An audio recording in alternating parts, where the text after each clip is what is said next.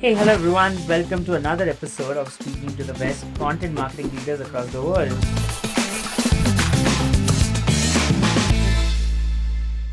I'm again streaming in from New York today, bright morning here. Very excited to have Alison McCarthy with us in the studio today. Alison is the content director at Skift. She leads a branded content team as a part of Skift X, which is their branded content agency internally. Yep. Alison, it's a pleasure to have you today in the studio with us. So happy to be here. Thanks. Great. I think let me give you an opportunity to kind of do your quick sales pitch, maybe in that case. So tell us all about what is Skift all about. Yeah. What do you guys do? What about you guys? Very niche in the space. Yep.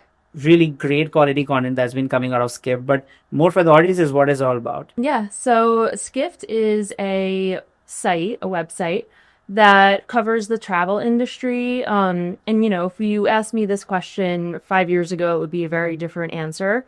We primarily focus on news, what's happening in travel, airlines, hotels, hospitality, tech.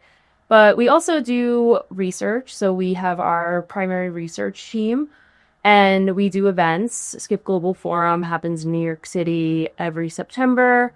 There's about 1,000 people that come. And then we have smaller forums and summits scattered all throughout the year. So events has become a really big part of our business. And then I'm on the custom advertising team. So brands come to us. They want to reach Skift's readers. So those are high-level travel decision makers. And we do custom articles, reports, talks at our events, all different kinds of products. And yeah, been there for 7.5 years, so seen a lot. So that is super awesome. I think you've had an interesting journey. You're telling me before the recording started. No one grows up to be a content marketer, right? But love to know more about you personally. So we have this section called, Alison as a person, right? Where do you grow up? You told you've been a Brooklyn girl all throughout, born and brought up over there. Yeah. Love to get a sense around your journey, how you grew up, where do you study, what do you choose to do as a profession? I think you're passionate about content. How did that passion convert to profession? Everything about it. So Okay. let's go. Yeah, so I'm from Long Island, which is, for those of you who don't know, it's about, where I grew up is about 45 minutes from the city. So I was lucky enough to have really great access into Manhattan. There was a train station right in my town. My dad worked in the city, saw a lot of Broadway shows, went to museums. So that was great. But once I graduated from high school, I was very happy to leave Long Island. So I went to college in Boston. I went to Emerson College. Very cool. Yeah, I was a media studies major. So I was always very interested in media. Back then, though, it wasn't so much digital or internet. It was film, TV, commercials, things like that, advertising. And yeah, I had a great time in Boston, but was also then ready to leave, wanted some warmer weather. I did about 2.5 years in LA, actually, and Emerson had a program where you could intern out there your senior year. They put you up in housing, so I was like, why not take advantage of this?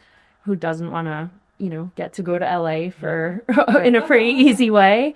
So I did an internship out there, kind of like about actually youth marketing research. It was very interesting.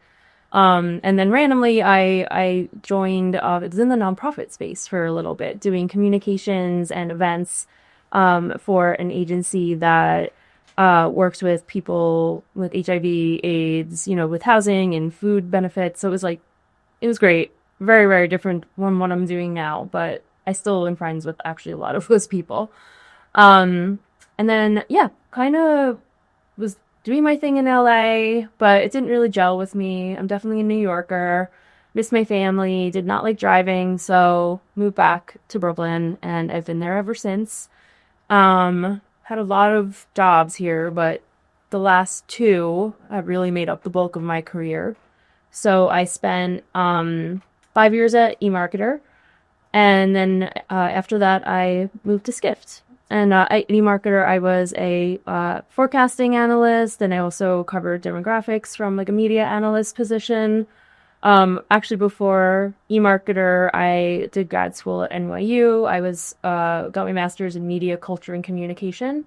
So I think I was there during the time when people were really starting to take digital seriously.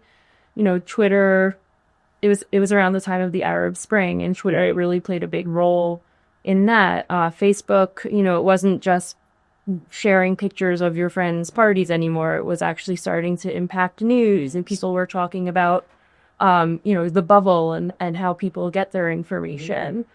It was when memes were really starting to become a thing and going viral. And so I feel like that education, and this was also during the recession, so it was a very weird time to be in New York starting your career.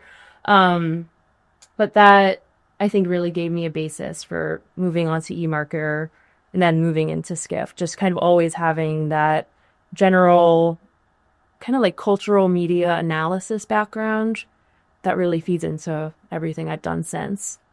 That is super awesome. I think amazing journey for you. You've seen across America now. You've seen the West Coast, the East Coast. Interestingly, of course, LA. So you've been at the House of Media and Entertainment, maybe in that case. Yeah. But yeah, I think we'd love to get a sense around. So as a forecasting analyst in a market research large company like an e-marketer, Yeah.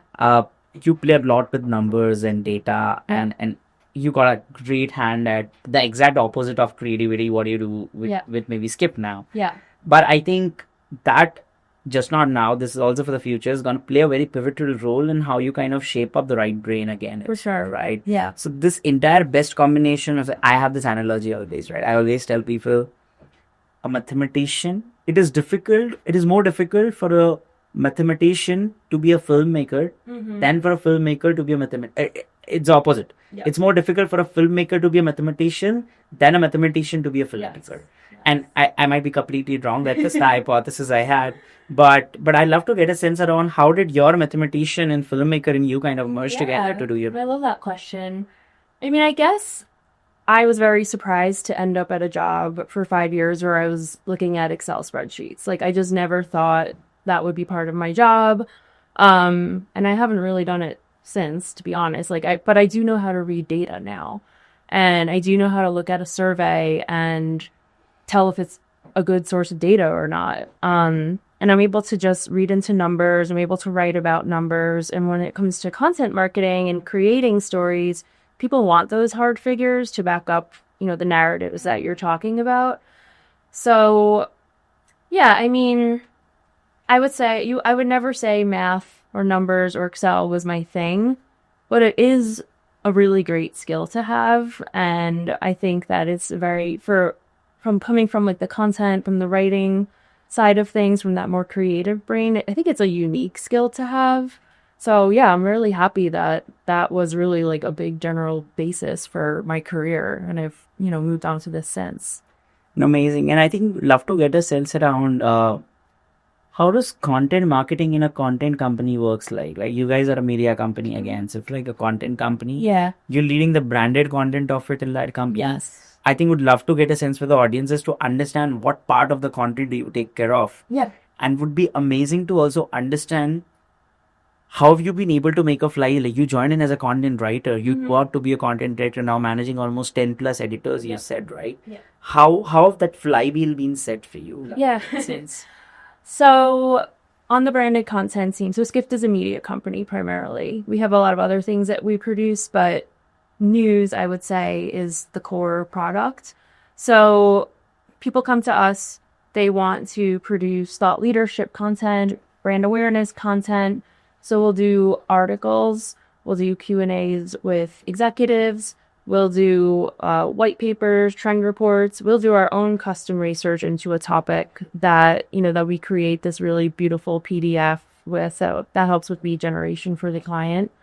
We do webinars. We do, we call them brand talks, which are interspersed into our event. And then, we just, just regular sponsorships at events. So that would be like the branded cocktail napkins, the signage, sponsoring a networking break. So it's kind of all across the board. And that's something that I really like. We're not just writing blog posts. We're not just writing reports. There's a very broad range there, which is cool. and keeps things interesting. Yeah. I think I want to ask you an interesting question. So, okay, let me put it this way. I'm actually placing you in the boots of a journalist in some sense or the other. You're irrespective of it. It's somewhere or the other like a journalist that you are, right? Every journalist has that breakout story moment for them, right? I mean, a story that went really viral, got a lot of traction, and it's like your moment, right?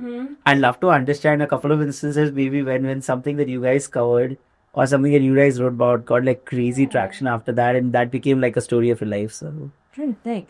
I mean, I don't know if it's anything like I produced. I mean, Skip produced it, your team produced maybe. My team produced. Can I think about that? Yeah, of course you can. You can, of course. There's so many of them. You have to choose it. There is, and there's like so many different types of formats. So, okay, I would say that we've started doing a lot of custom work over the past year or two, and I don't want to name clients. Yeah, but I think it just shows the power of what our very small, nimble team can do. Like, yes, we can do the articles 500 to 1,000 words, like pretty easy for us at this point. Although, they still take a lot of work. Reports too, they take a lot of time. But these custom projects, which can be these presentations we're doing about a marketing strategy or our mega trends that are happening in travel that apply to the client's business. Those are the things that I'm really proud of because they've stretched our team to really go beyond the core limits. Most of them weren't hired to do this really deep custom strategy work, and we're killing it. And, it's kind of changed the business for us. Interesting. And love to get a sense also around so you guys cover like a variety of topics, right? And you guys gotta have a subject matter expertise in the team, right? You also mentioned there are a lot of research team that's there at Skift also, right? Would love to understand the importance of that research and how that flywheel about going to the real depths of a topic, about the experiential content about it to be returned. Yeah. Would love to get a sense around how you've been able to figure out that flywheel again for content, because I think you guys are evaluated. The amount of money an advertiser would spend on Skift completely depends on the quality of the content that's shared out. So, so that quality layered enhancement, how's that been there for you? Yeah, I mean, I think that the quality of the work we do and the thoughtfulness that we put into it and the questions we ask, and not only that, but the way that we do it, like our operations, our processes, they're really, really buttoned up at this point. If you asked me this question 5 years ago, 6 years ago, it was not the case. Yeah, it was more of a startup. But now, we are tight. We know what we're doing. Clients that have worked with us before have become very familiar with us. They return time and time again. And yeah, it is really just about A+ quality work. Mm-hmm. Skipped is a very niche brand. We obviously aren't for everyone. We're not like a New York Times. We're not a Wall Street Journal. We're not even The Verge. We're not broad. We are very niche. We cover B2B travel industry. So, but if you want to reach that audience, that's us. Like that's you come to Skift, and we have that high quality audience, and we put in that high quality work. Very interesting. And then I'm very curious to also understand more about the kind of benchmarks you have when you're hiring the right teams. I think a lot of this information is for people, especially on the brand side, for trying to hire good content marketers. See, there's not a problem with the number of content marketers that are available, but the problem is with the quality of content marketers that are available. Can you shed some light on the benchmark, like a talent benchmarking of sorts when it comes to quality of content? Because I tell you very honestly speaking, we at Pepper have managed we have close to around 150 or 1,000 content creators in our network. One learning I've had is journalists are the most finicky and the most high quality benchmark kind of content people you can find. Yeah. Because it's their job and that's their job, right? They can figure out the BS like immediately. They'll be able to kind of see through a lot of things that general marketer wouldn't be able to see. Mm-hmm. How do you kind of define that benchmarking when it comes to talent? Yeah. It's interesting because when we're hiring, we'll get the majority of applications and resumes coming from those SEO type content writers, which we don't do. So SEO is important to us, but it doesn't drive what we do. And I think we're really unique in that way. You know, our distribution comes from our newsletter. It comes from just our socials. It comes from word of mouth. LinkedIn is obviously a huge one for us, but SEO is, we think about it, but it's not priority. So for us, it really is kind of being able to tell a really interesting business story and telling it well, you know, telling it in the language of Skift. We use the word Skifty a lot. And we use that to describe the people that work at Skift, and we describe it to use our writing and the content we produce and the events we put on. We also use it to describe like our fashion and you know, a Skifty aesthetic that I think we all know. But yeah, it really, you know, when you see it. I'm finding like out of the, when I've done interviews and when I've done hiring, like you can usually tell if a person is going to do well at Skift. But it's not that run-of-the-mill content writer, content marketer. It's the storytelling part that is. Can you give me like some benchmarking reference of how do you parameterize storytelling as well? So I'll be very honest with you. Why I'm asking you this is a lot of brands, especially when they work with people like us, as well as when they're hiring people. See, evaluating content on the basis of certain subjectivity, like complete subjectivity, is absolutely nonsense. I mean, I just feel like it's like a film. You might like it, I might hate it. That doesn't mean the film was good or bad. It is just a perspective on that, right? So I just believe that every evaluation got to have at least 50 to 60% of objectiveness to it. And then the remaining Kelly subjectivity, like subject to the perception of people who are watching it. But like when it comes to that 60% objectivity that we're speaking at, what would that look like for benchmarking the kind of for the storytelling content? I think it's all about relevance and also aligning to a trend. That's something that we really do well at Skift, and that's really important to us. A lot of times a startup will come to us, or not just startups, like these older legacy brands as well, and they want to talk about a product or pitching this new product. That's great, but people don't want to read a sales pitch. Like they want to know what's the story behind it. Why is it necessary now? You know, what's different? We always say we don't want things to read like a brochure. Right. So it's really putting that context around it. And I think that for us is the really just like, again, you know it when you see it, Skifty. That's the Skifty essence. Yeah, makes sense. Very interesting. And I mean, can you also shed some light on the expectation setting that you got to also do with brands when it comes to evaluation of the content? Because most of the brands that will come in might understand content lesser than you, and becomes really tough to keep them happy. At the same time, make sure you're making your point. Yeah. If there's a kind of insight that you have on that, that would be lovely. Yeah. I think there's such a range. Some people totally get what we're doing. Some people really don't. And you cannot lose on either of them. Yeah. And a lot of times, especially for the smaller companies, even if they're just doing one article, which is really like the lowest spend you can do on Skift, it is a huge chunk of their budget. So that's really, really important to them to get it right and improve the worth and the value to their higher ups, that they made the right decision in investing that money into Skift. Right. And so I think for us, it's really telling that story, you know, after something publishes. We have the quantitative data that we use, but then we also look on social, see what people are saying about it. You know, we talk about the themes in the piece of content, like how they're relevant, why they matter. I think it's all about that story again, where you're not just giving them, these are the hard numbers. Yeah. There are a lot of clients who do want that. I feel like that's when it does become challenging. It's really putting it all into context. Yeah. And are you also seeing the rise of video consumption in general? Because I just feel like, after COVID, experiential marketing is back on track. With YouTube becoming literally the next big search channel in general. Yeah. How have you been able to kind of see through the trends? And do you think like the next wave of journalism will be around video?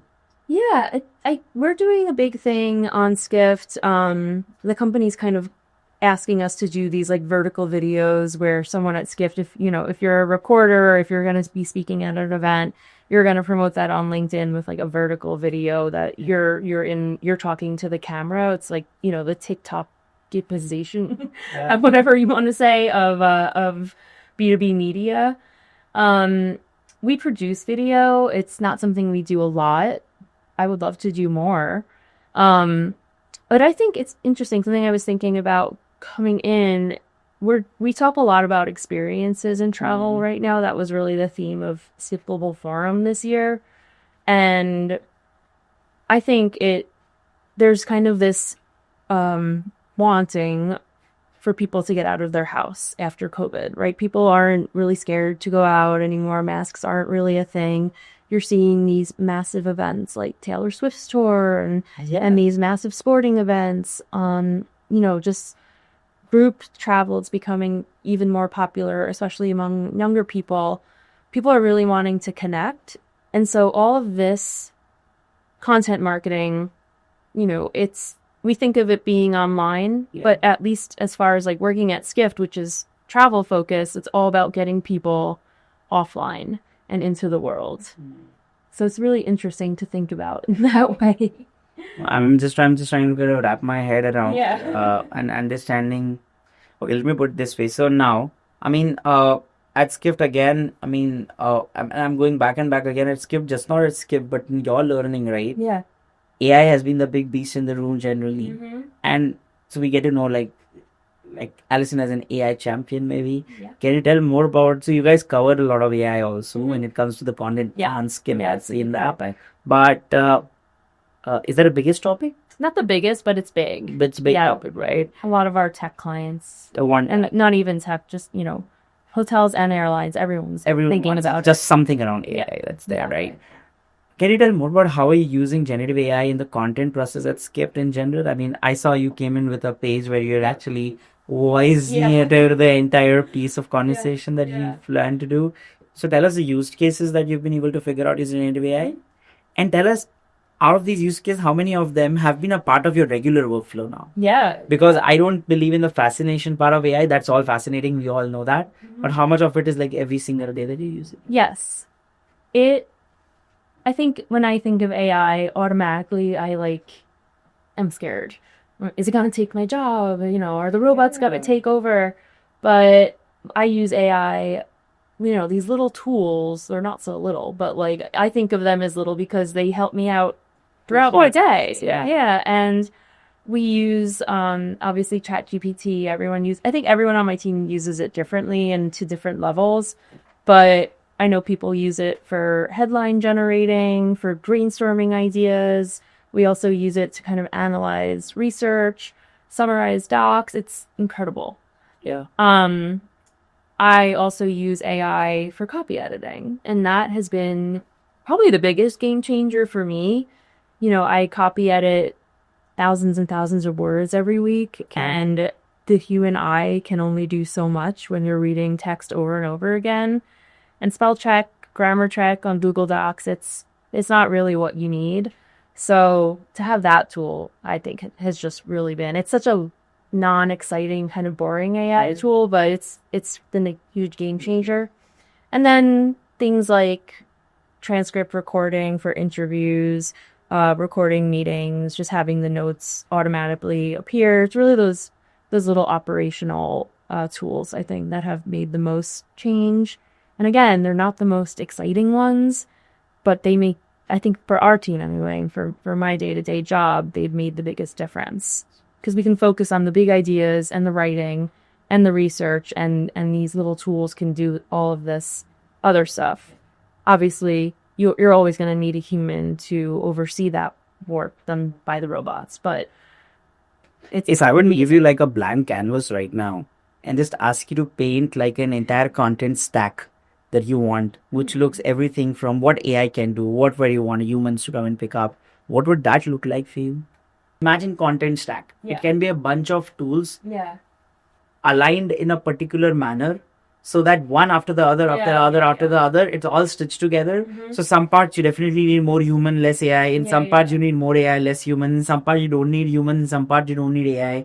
How would that look like for you? Like, what would a mounted flywheel look like for you? Yeah, so we have all these different forms and templates that we use throughout. You know, when a piece of content sells, we have a client fill out a form that then goes into our intranet that we use, and we use that information, put it into a kickoff call script. So all of that could be connected.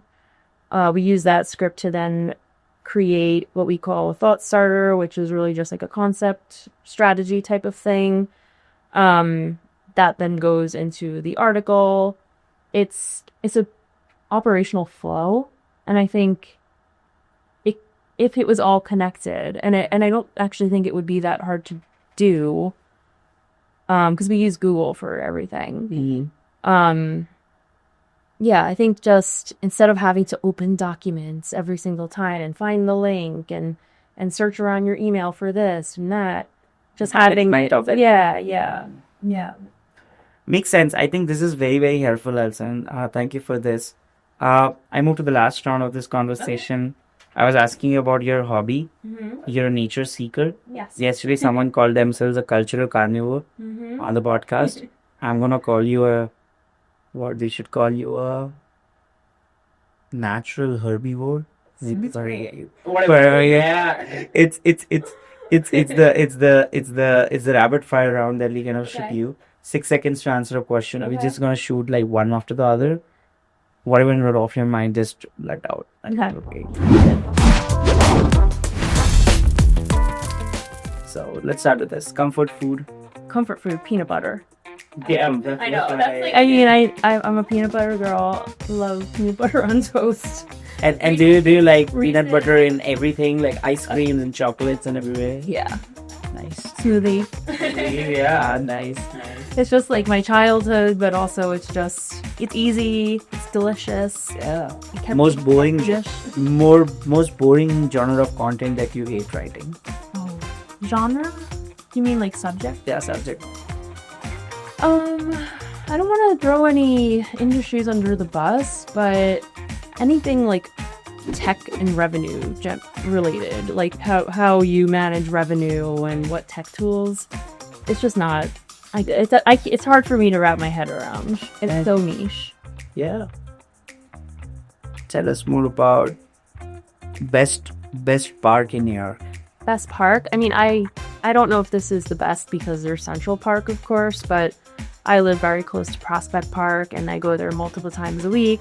Ride my bike, do the walk around the loop, bring my daughter there on the playground, have picnics, see concerts. It's just has everything for me. It's convenient, but I still gotta throw out the beaches in New York. I'm a big beach person. I don't live too far from the beach either. Grew up going to beaches here, and I don't think they get a lot of love. So for that, you have to be in the Bay Area. I love that beaches deserve there. Let me ask you this way: best road trip that you've done? Oof. I did a road trip from New York to California through the South. Through New Orleans. You've done the longer road trip? Yes. Through the South, in New Orleans, Arizona, up through San Diego, up to San Francisco, and then back through the Midwest. Me and two girls in college in a minivan that didn't have air conditioning. I don't know what we were thinking. I don't know how I was able to do this, how my mom let me. But we were gone for like 3.5 weeks. And it was wild. And that's one of the best road trips they say across the world, right? Yeah, I mean, it was so... You get to see like all genres of nature basically when you go on that, right? You have beaches, you have snow, you have deserts, you have parks, greenery, everything. Yeah, I mean, it's Did you guys drive through? Yeah, we drove. You drove yourself? Yeah, 3 of us. 3 of us, yeah.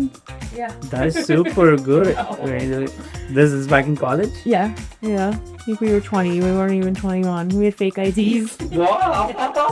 Oh, nice.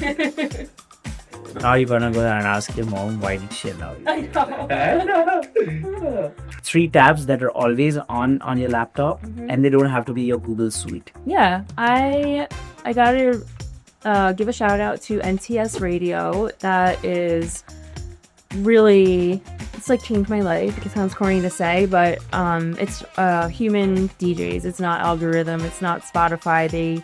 There's like radio shows 24/7 from all over the world, and you can really find anything on there. So I'm constantly listening to that while I'm working, and I love it. I just love the human aspect of it. So that's definitely one. I'd have to say New York Times, just because, you know, it's New York Times. It's kind of boring, but it is what it is.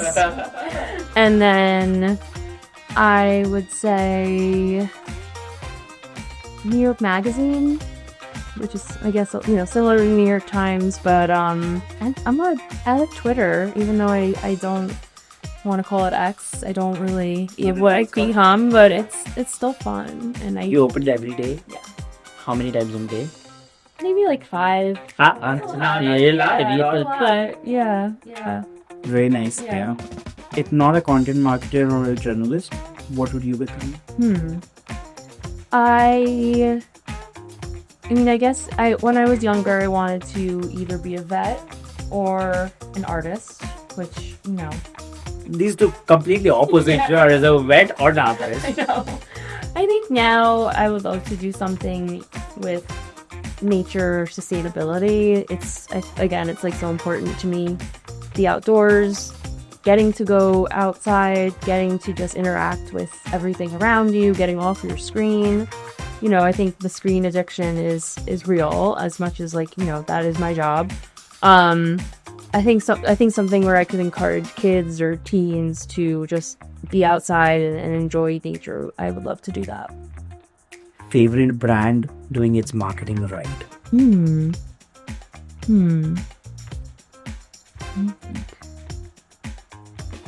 Bagoo. They are a bag brand. They make tote bags. They make little purses.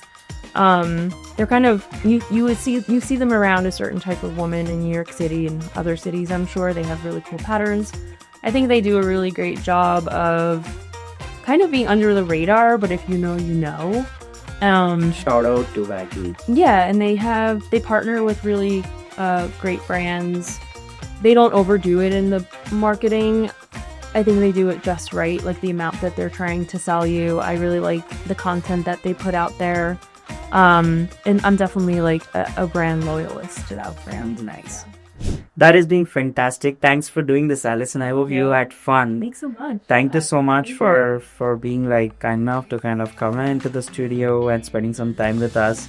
Thank you everyone for joining in again, but it's been a pleasure doing this. Thanks so much.